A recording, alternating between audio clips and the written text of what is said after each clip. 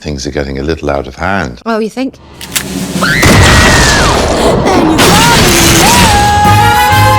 I always think people say, oh, you should do a comedy. I'm like, well, there's a lot of comedy in the serious stuff I've done, and there's a lot of serious stuff in the comedy. You know what I mean? I think it's the best of both worlds together. Yeah. Well, I try to have fun in whatever job I do. I think it's important. It is important. So even if it's a really meaty, gotta have a giggle. You've got to have something about it that's fun. I've only done it a couple of times, really sort of switch into gear of just, that's my working day and that's it. But then at the weekends, or even when I get home, or with the cast when we're not doing it on the set, then yeah, it's about fun again. It's a job, and it's a skill, and it's a craft, and it's an art, and all the important, intense, serious things, but it's also it's a lot of fun. And the people you get to work with, you want to enjoy those moments, you want to savor them. Yeah. The people. We're lucky. Yeah, and on this one we had some people. We had some... Oh, yeah. Yeah, especially as we sort of dreamt it up. Yeah. It's our fault. It came to us through David Greenbaum, who used to be head of Fox Searchlight, and we both wanted to work with each other. They knew that. We put Olivia and Benedict together, and there's some funny names that Olivia can do that come out of that, but in a film. And and then Tony McNamara was in the mix because of The Favourite, which was happening at the time, and it's just a long, boring story, but basically, yeah, it happened then 7 years ago. It took a long time to make, but it utterly irresistible. It had to be made. And when Jay came on board and his track record and how gorgeous a human being he is, he's a wonderful director to work for. He's just heartbreakingly nice. So sweet. And brilliant. He hit his head every day. Every day on one of these things, all the time, yeah. He always wore a cap, and he wouldn't take it off. Oh my God, and the crew put dangly bits of fluorescent tape everywhere. Funny, yeah. And he still hit his head every day.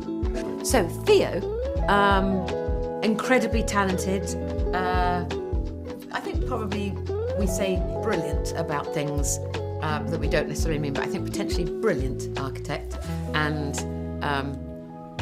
knows that he's good, which is rather attractive. Knows that he's good at what he does, and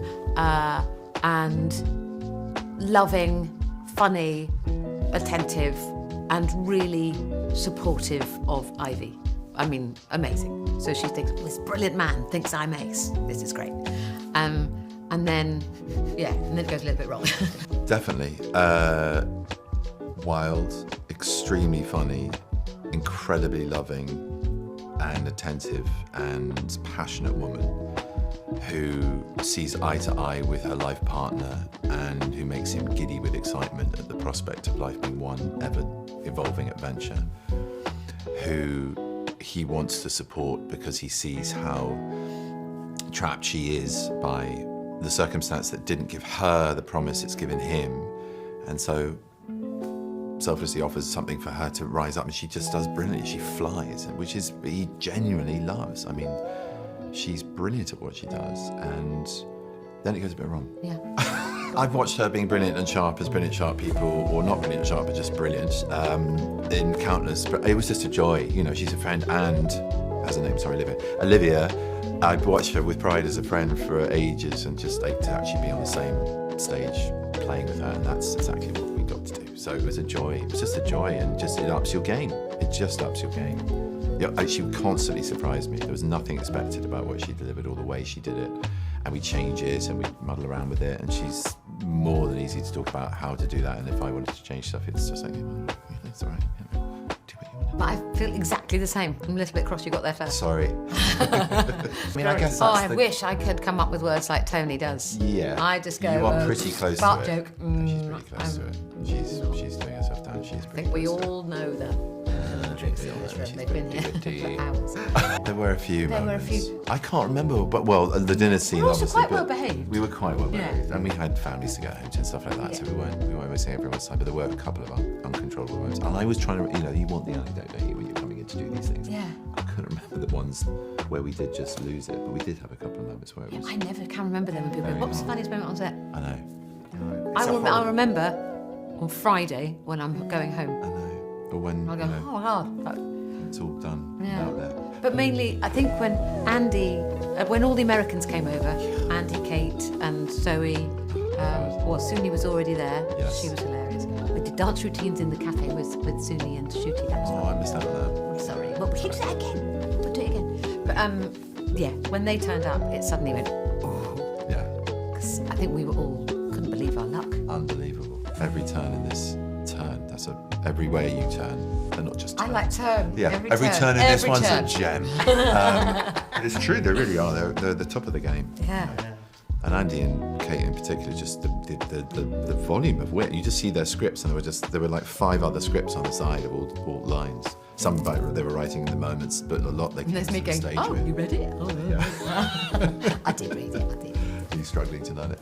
And they're just so free with it and making themselves laugh. That's when I thought I was really in trouble. Yeah. That's completely where we all lost it quite Yeah.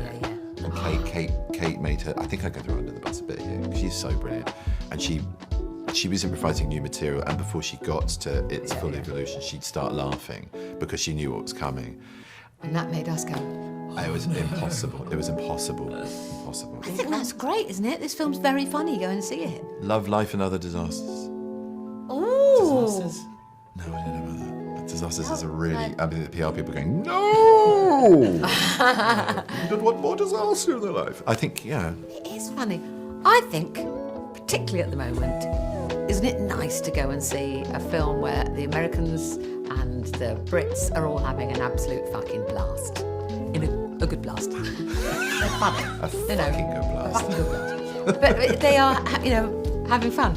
I got lucky somehow. I think the script was flying around at my agency at UTA, and I had talked to Tony McNamara about another project. I knew all about his work, but I didn't know him. And so when that script came in with those two attached, even as a remake, because I was thinking, I really love that original film. How do what can we do with this? And I read the script and I went, oh, I get it.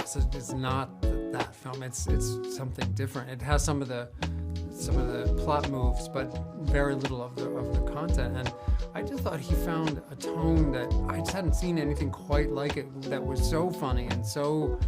I don't know, off the wall. And I looked up the word screwball comedy because somebody else compared it to that, and it actually is screwball, but screwball doesn't mean what I thought it meant. I thought it meant slapsticky or silly, but screwball comes from a pitching metaphor in baseball where the ball comes at you because the pitcher threw it a certain way with a certain spin that it's totally unpredictable.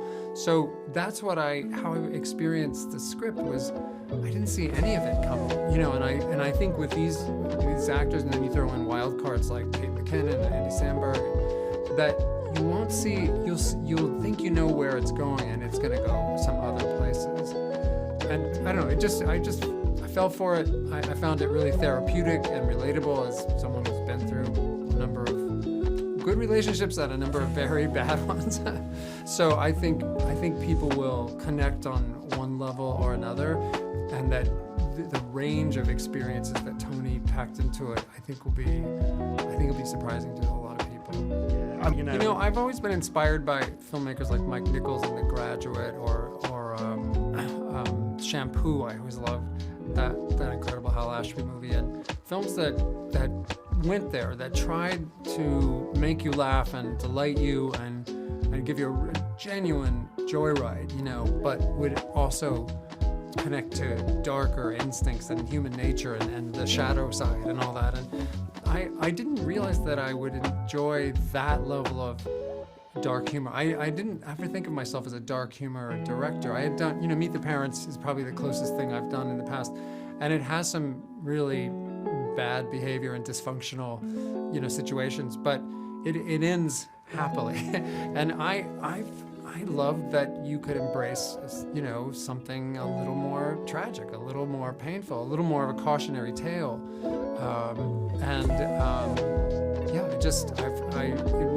It taught me something about myself, to go through that.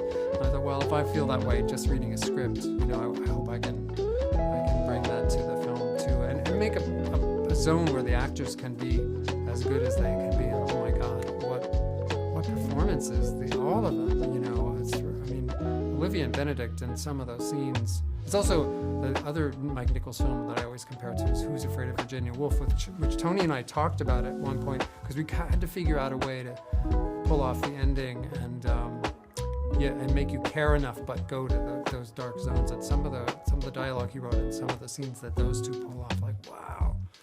It's interesting you say that because for some reason I had known Benedict a little bit. I'd met him at a couple social things, and I didn't know her, but I've seen so much of her work and just, you know, been craving that just even 10 minutes of talking to her, much less, you know, months of getting to work with her. So I don't know why, but I thought they might have incredible chemistry. They're kind of opposites as characters because he's very comfortable in his own skin, kind of confident and talented at the beginning, and she seems to not. She has skills and superpowers, but she's okay not, you know, taking advantage of them. And then things flip, and he has to cope with losing his status, and she gets to kind of go, this feels kind of good. I like success. I like some of the things that goes with it. I like this incredible house that they, you know, she's able to finance, that he's able to build, and seeing them go on that kind of journey, I thought, oh yeah, this is going to be worth it. Well, that dinner scene, you know, partway through the film, they all have dinner together, and that was one of the scenes where I went, oh, I can't not do this, because picturing those two going at each other with everybody else trapped around that table, you know, and the hilarious way the Americans envy the British ability to find that kind of wit in the middle of dark times, and that they try to imitate it, and it's just that was delicious. I really loved that experience. Think about the audience an awful lot. I love screening the film over and over and workshopping it at the end. We actually shifted the beginning a little bit because of the opening. We put that therapy scene at the beginning, the couples therapy scene, which it had been somewhere else in the film. And it is a kind of showmanship, but it's also a kind of empathy with the audience. Like, what's going to make you accept this tone, accept this story right from the get-go and go, oh, I can't wait to see what happens next. And I really try, to pull that off, but it's almost all casting. It's who you, I always say casting is tone and tone is casting, because everyone worries so much about tone. But you bring Benedict Cumberbatch and Olivia Colman, and you do buy that energy in the couples therapy thing right away, that they really do have amazing chemistry. I wish I could talk to my partner that way. And then because you've seen them in so many other films, that the audience is welcomed in by the personas they bring, and then they add that to the great characters Tony's designed. And yeah, it's something that's the highest compliment you could pay to me, because I want the audience to have a good time, but also maybe figure some stuff out, or at least ask some questions about how to do relationships a little better. I'd rather sleep with her than a wolf. Yeah, and that's Benedict. I mean, he's so good. He's so funny. He doesn't realize how funny he is. He's freaking funny.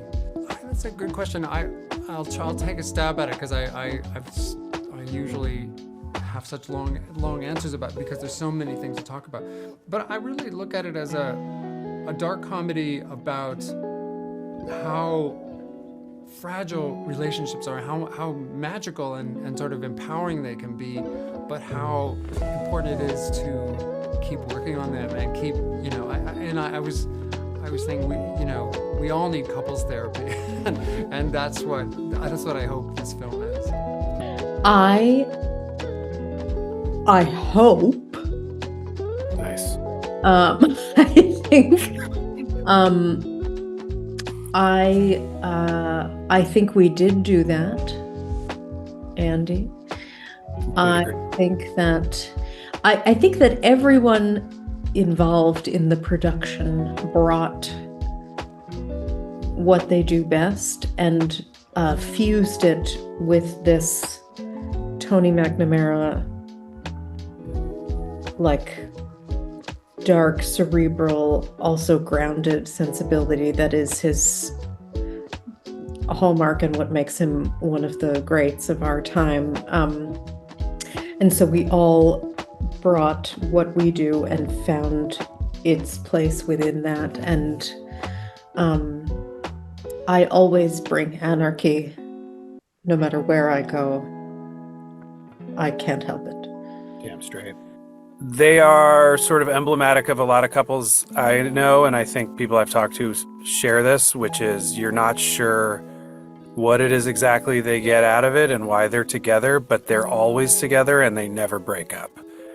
And part of the fun of that for Kate and I was finding sort of roads to showing that, and part of it being really confusing is part of why it's funny and intriguing to us, I think. Again, I don't want to speak on your behalf, my friend. No, it's true. It's true. Okay, great. I also think that they are both of these characters they both think that they're funny, but they're not that funny. Whereas Ivy and Theo really are funny. The characters themselves have great senses of humor and make great jokes and are funny. And Andy and I played two people, I think, who made jokes that were not funny, but hopefully are funny to the audience by dint of not being that funny.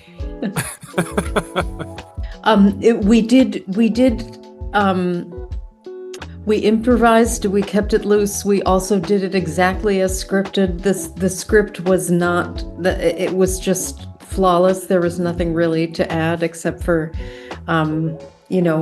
we wanted to have a bit of fun for ourselves, and then some of that made it in. And, but it was all there in the script. And, what was the question? Sure. No. Oh, yes. So there was the looseness came from, I think, the naturalism of the dialogue as scripted, and then we added bits and bobs, but it really was his writing feels so conversational, and yet is like the jokes are so well written. I don't know how he does it, really. I have to ask. I mean, my experience with him was he gives you room to explore it a little bit. I mean, we're talking about someone who worked closely with Mike Myers and Ben Stiller to start, who are two of the most powerhouse comedy people of the last, 2-3 decades. And I think because of that, he understands that comedians write for themselves in a way no one else can. It's the reason we got to the place of being a comedian, is because we understand how to present ourselves in a way that will elicit laughter. And, we can go back even further and be like, we've honed that skill in order to survive, but now we get paid for it, which is nice.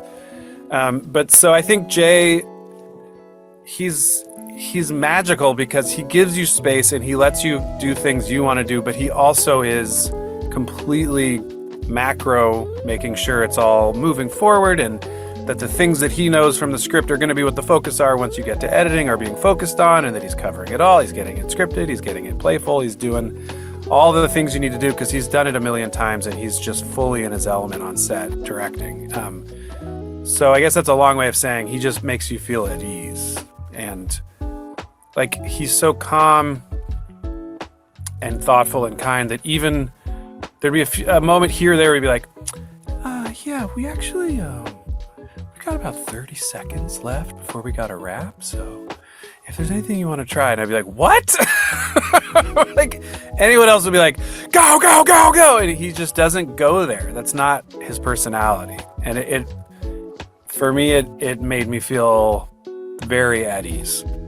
It is both, it's hilarious, and you're loving how sardonic the dialogue is, and your heart is breaking because they're so likable as characters and in real life, and the love between them, the intellectual frisson between them is so compelling and so sweet and so grounded that when they are hurling these absolutely vicious barbs at each other, you still believe that they love each other and they're fighting with each other as they're fighting for each other. And it's just, it's a complicated set of feelings. It's like you want to watch them like go at each other, and then you want them to just hug and make up. And there's a lot of pathos there, mixed in with all of the like delicious dialogue, and I just think it's wonderful to watch. Yeah, I think so. I think even though like I didn't want at all to do what James Brooks did, because he's James Brooks and he's a genius, and you know, we were like, let's do a movie about people who want to stay married rather than two people trying to destroy each other because they got married. I think the idea of doing a screwbally adult comedy that was a bit sophisticated and a bit fun, it didn't seem like that had been done for a while. And so in a sort of commercial, in a sort of proper commercial way, I suppose. And so it seemed like an opportunity to like make something contemporary, and Ben and Olivia were producing and we're going to be in it. So it seemed like, well, two great actors and we can do our own thing with the book, you know. So it seemed just like a really good opportunity, because I loved those movies and I loved screwballs, one of my favourite genres. And it is really hard to do now. I think the society's sort of moved on from it in some weird way, but it was still fun to give it a go.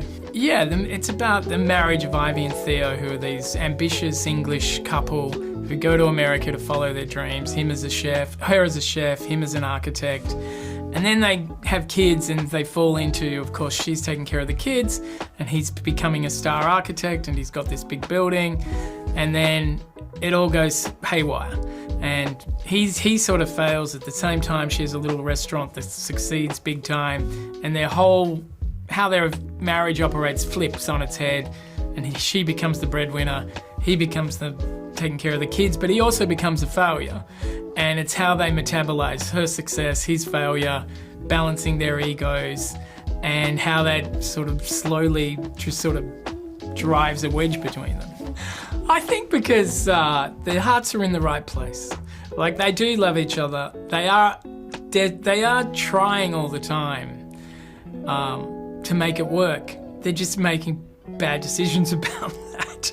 Their idea of how to make it work is not good a lot of the time, but they do try a lot, and you do see how much they sort of want it to happen. They just sort of can't get over themselves to kind of get themselves back together.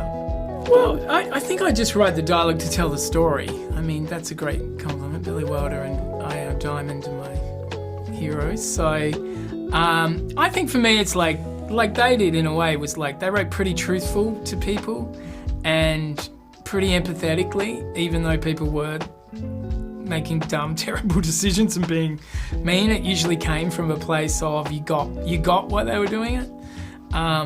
So I think for me it's part of the thrill of it. I started in theatre, so dialogue was a big part of how I started writing. And I knew Ben and Olivia were producing the movie and were going to be the leads. So I also knew, two of the best actors in the world were going to be saying this. So A, it had to be good, and B, they would make it sound good anyway. I don't really write with them in mind. I know it's going to be them. But I have other voices in I hear voices, not bad ones, good ones. So I hear voices of the characters, but I knew in my head, and I think I've worked with Olivia before, obviously, on The Favourite, so I know her rhythms that will work. I mean, anything works for her, but I knew rhythms that I would write that would fit her very well. I mean, it's great. I mean, I think it was such a great ensemble.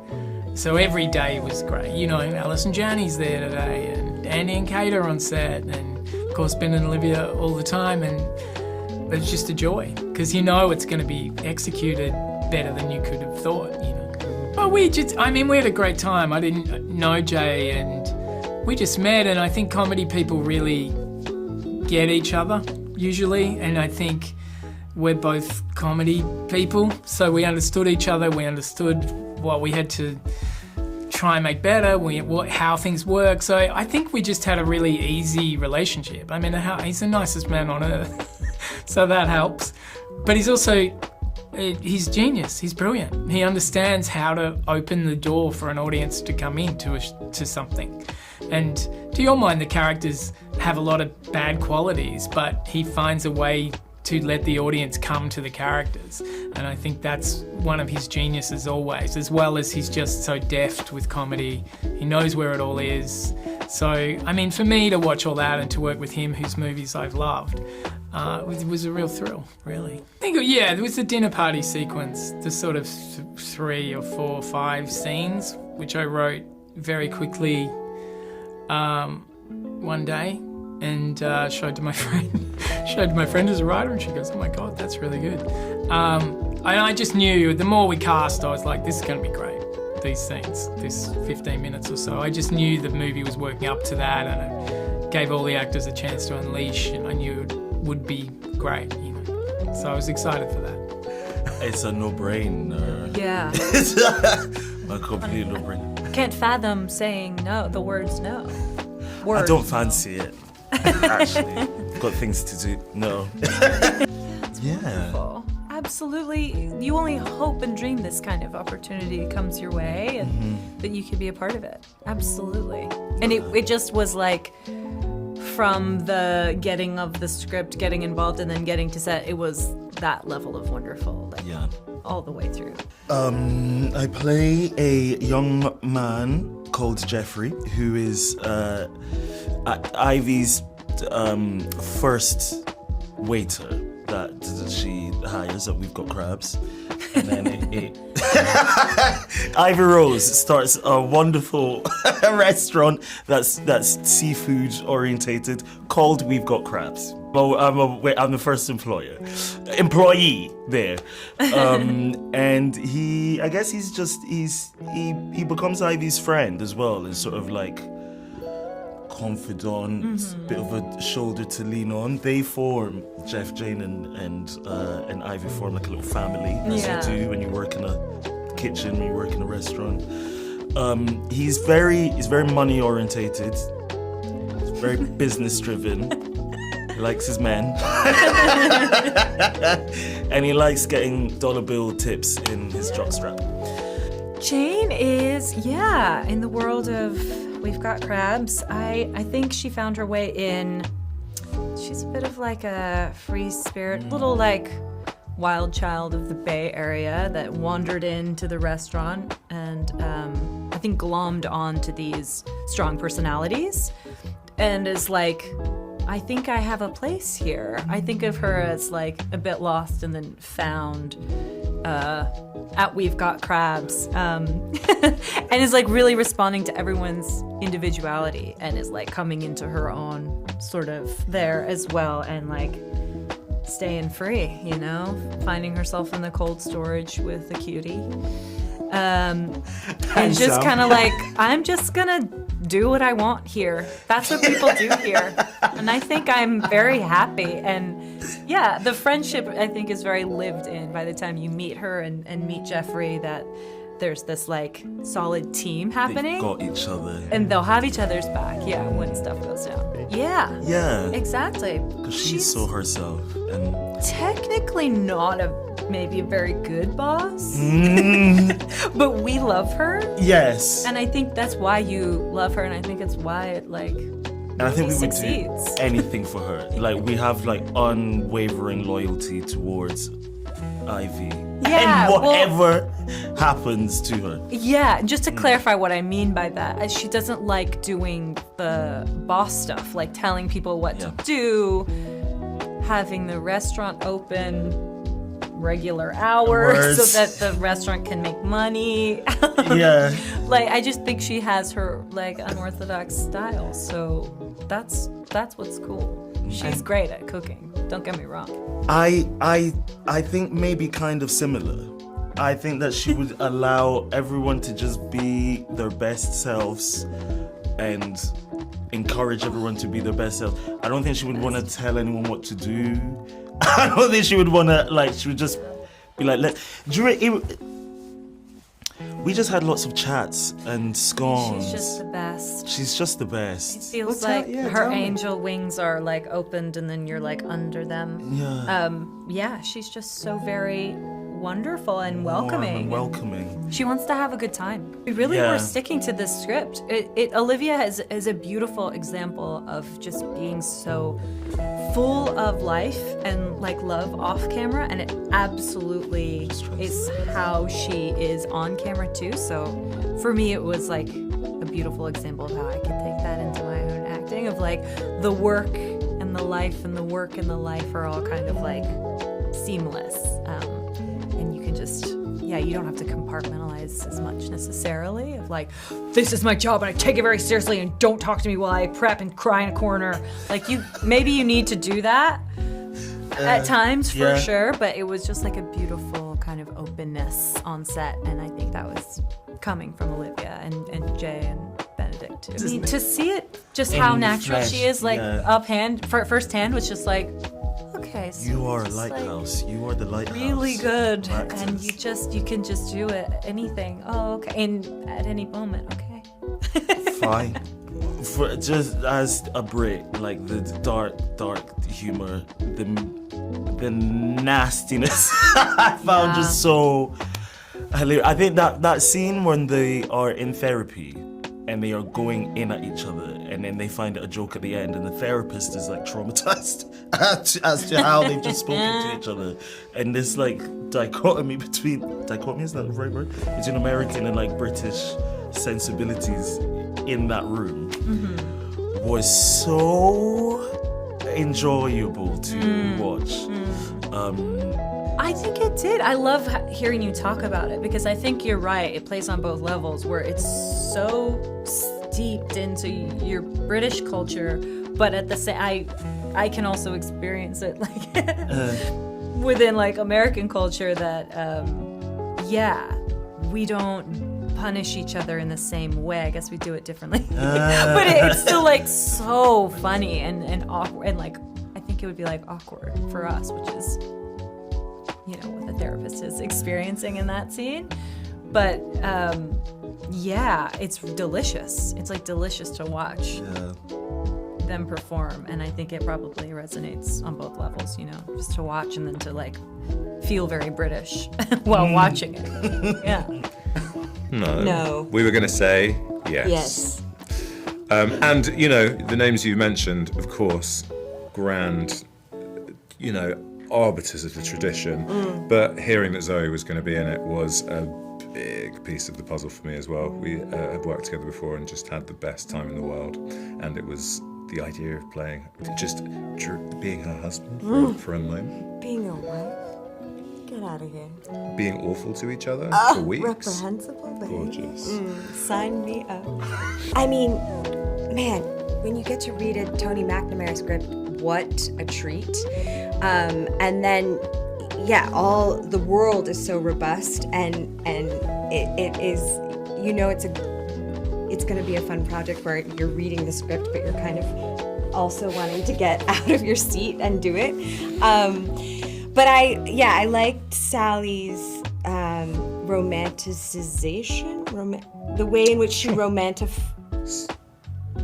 is the word? Romanticized. Yeah, you said it, romanticizes English culture, and I think we do that a lot in the States. And I am an Anglophile, and so that came easily to me. But it's fun to explore those silly things within the film. That was a treat. Yeah, totally. And I just, in my sort of handful of experiences working with Americans and over there and stuff, I do find that there is this magic experience, which is that these people who you've admired for so long, that you've only kind of seen in things, and they become kind of the idea of knowing them is like impossible, and then you do, and you realise the reason that you like them so much is because you share a sensibility, weirdly, which feels almost like you're punching a little bit by saying that.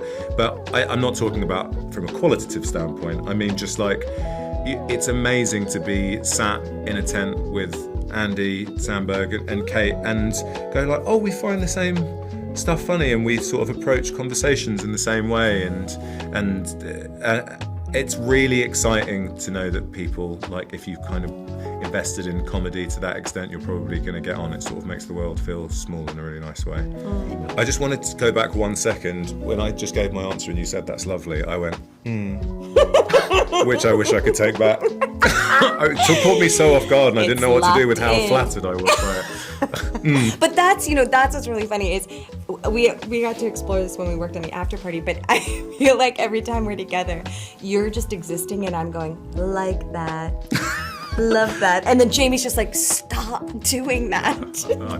No. And my existence is me just sort of quivering for sort of 24 or however many hours I'm with people. But it does feel really American and really English. Oh, yeah, you know? of course. I just, my earnestness and exuberance and your deflecting. High shoulders. Your low shoulders. Yeah, lowest shoulder. I think that Sally is a callous nightmare. Who's kind of I guess that she's kind of spins on an axis of like desperately, I don't know, I think her power is sort of pushing Rory down, and she has every right to. I think it's almost like she's brought a kind of snivelling weakling know-it-all into the fray, because it's like, well, I don't mind pushing him down in order to push myself up. It's like, I don't want to do that to someone nice, but so let's get this boring loser along and just be horrible to him, because I need to be horrible to someone. Yes, and I think Rory is a boring loser who needs to be pushed down. I do think them as a couple, they're kind of a perfect match for each other, because I think it's all about the facade, really. Like, on paper, they hit the qualifications that the other has for a partner, but the reality is they don't actually like each other that much.